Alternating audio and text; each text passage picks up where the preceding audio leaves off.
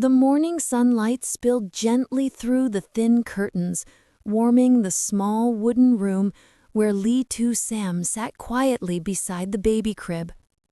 Her daughter, little Anna, was 8 months old now, full of life, full of soft breaths and tiny movements that made Sam's heart flutter the way no storm could. She touched the baby's cheek with the back of her fingers, as if afraid even her love could be too heavy. Life had not always been peaceful like this. Sam knew that better than anyone. But today, as the rooster crowed somewhere beyond the garden, and the smell of warm porridge drifted from the kitchen, she felt something she had not allowed herself for years: safety.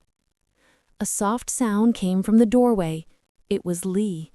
He had just come from the yard, still wearing the faded shirt he used for chores. His hair was slightly messy from the wind, and a smear of dust brushed the side of his arm where he had been repairing the fence. But the moment his eyes fell on Sam and the sleeping baby, everything within him softened like melting snow. "You're already awake," he whispered, walking in quietly. Sam nodded, a small smile rising on her lips. "Anna woke up early, but she fell asleep again. I didn't want to leave her alone." Lee stood beside her and leaned over Anna's crib. His hand rested on the wooden edge, steady, warm, protective. It always amazed Sam how someone who had lived through so much hardship could touch their child with such gentleness, like he feared she might break if he breathed too hard. "She grows so fast," he murmured. 8 months already. I still remember the night she was born. You were trembling, Sam. I was too." Sam laughed softly, her voice warm. "You pretended you weren't scared." "I failed miserably," he replied, smiling in that quiet, tender way only she saw.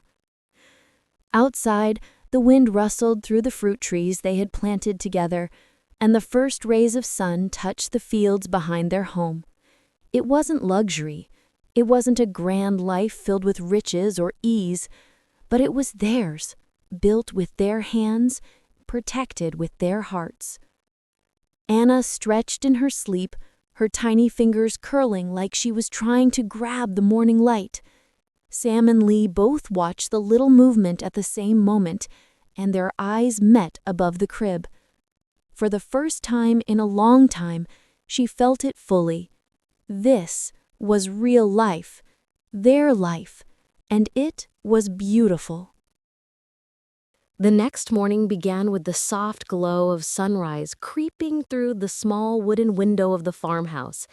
Lee stirred first, his eyes open to the sight of little Anna sleeping between him and Tusam, her tiny fists curled, her lips making quiet sucking motions, as if she were still dreaming about milk.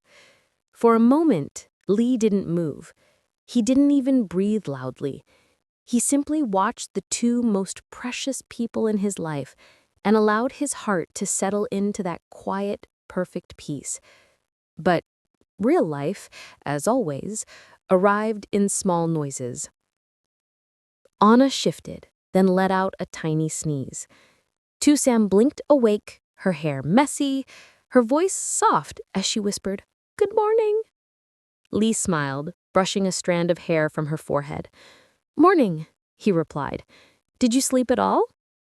She nodded, stretching lightly. "A little. Anna kept kicking me in her sleep, but I liked it."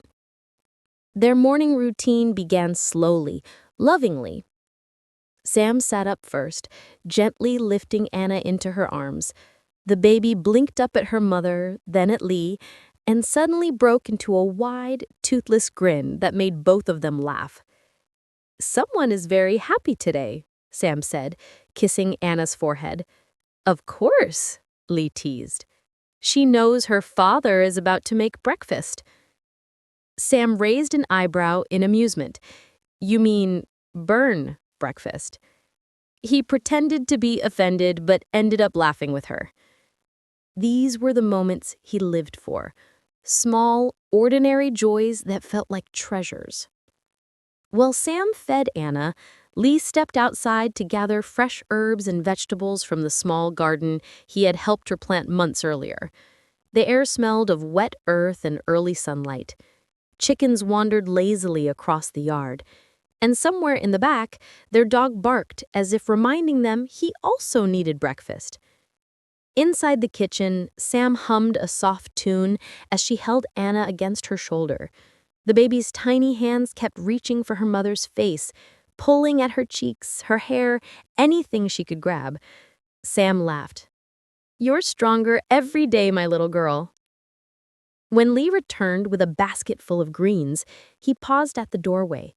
He saw Sam standing there, barefoot, warm light on her skin, humming to their daughter, and something inside him tightened. Gratitude. Love. A feeling so deep it almost frightened him. He stepped forward and wrapped his arms around both of them from behind. "Lee," she whispered, leaning back against him. "What's wrong?" "Nothing," he murmured, resting his chin on her shoulder. "Everything is perfect." 8 months was not a long time in the grand scale of life, yet for Lee and Tusam, it felt like a lifetime. One filled with sleepless nights, surprise giggles, tiny hands reaching out, and the constant fear of doing something wrong. Parenting, they learned, was the most frightening and beautiful journey anyone could take. That morning, the house was unusually quiet. Baby Anna had finally fallen asleep after a restless night, her tiny breaths soft and steady. Tusam stood beside the crib, her fingers gently brushing against Anna's wispy hair. The sight of her daughter sleeping so peacefully warmed her heart in a way she still struggled to describe. She whispered to herself, 8 months, and I still can't believe she's really mine. Behind her, Lee entered the room silently. He wasn't holding tools this time. No blocks of wood, no bags of groceries, no baby bottles. Only a soft gaze that melted whenever he looked at the two most important people in his life. "Sam," he said lightly, wrapping his arms around her waist from behind. "She looks just like you when she sleeps." Tusam chuckled under her breath. "What does that even mean?" "It means," Lee whispered in her hair, "that she looks peaceful, safe, loved." Sam leaned back into him, letting her weight rest fully against his chest. For a moment, she remembered a time when she used to carry everything alone: fear, responsibility, pain. Now she carried none of it by herself. But life had its own way of testing people. Later that afternoon, while preparing Anna's food, Sam suddenly felt dizzy. She reached for the table to steady herself, but the world spun faster than she could react. The spoon slipped from her hand, clattering to the floor. Lee, who had been fixing the back door, rushed into the kitchen. "Sam, what's wrong?" She pressed her hand to her forehead, trying to catch her breath. "I'm fine, maybe just a little tired." But Lee wasn't convinced. Not after everything she had gone through in the past.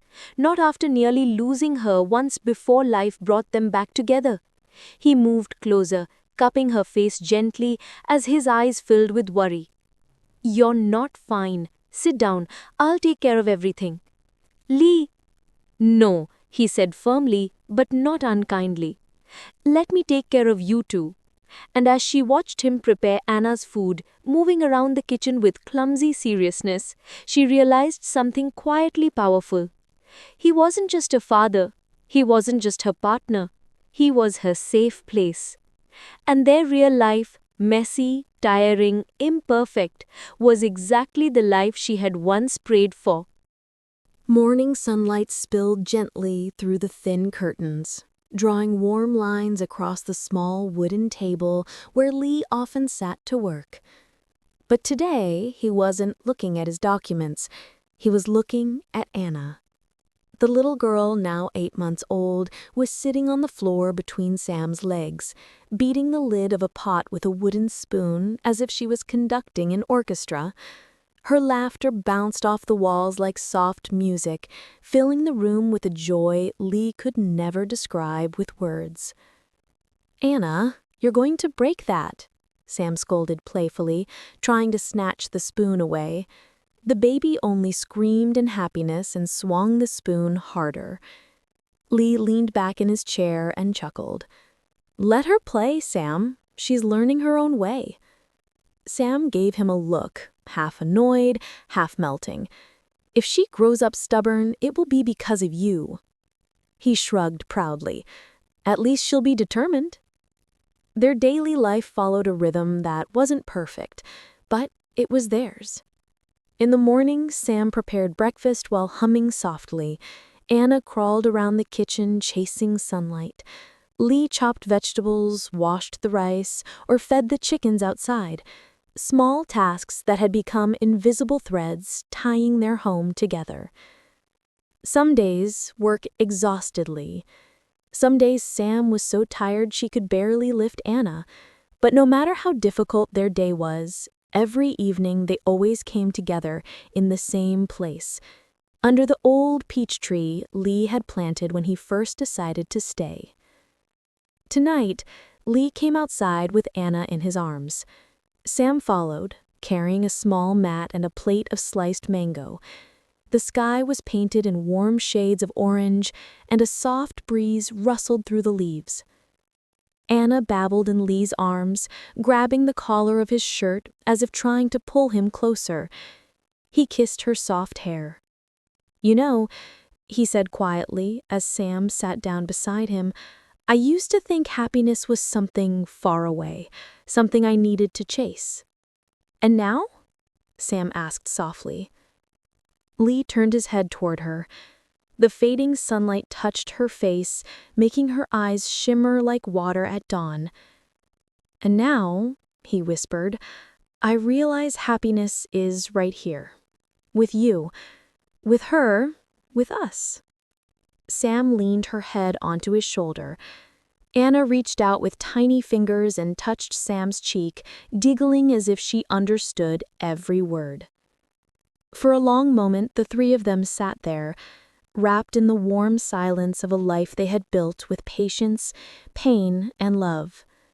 It wasn't glamorous. It wasn't perfect. But it was real. And it was theirs.